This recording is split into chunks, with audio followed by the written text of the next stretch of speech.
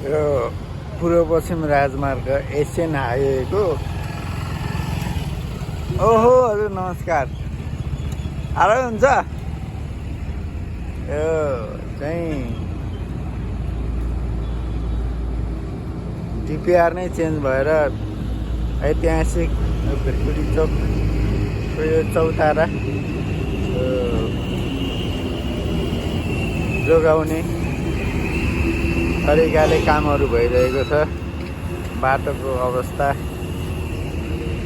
अहिले यतिसम्म प्रोग्रेस भइसकेको छ। जेठको महिनाभित्र पुलचोकसम्म चाहिँ टुलाई नै पिच हुन्छ होला।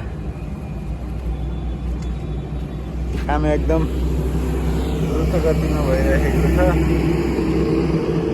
त्यहाँनिरसम्म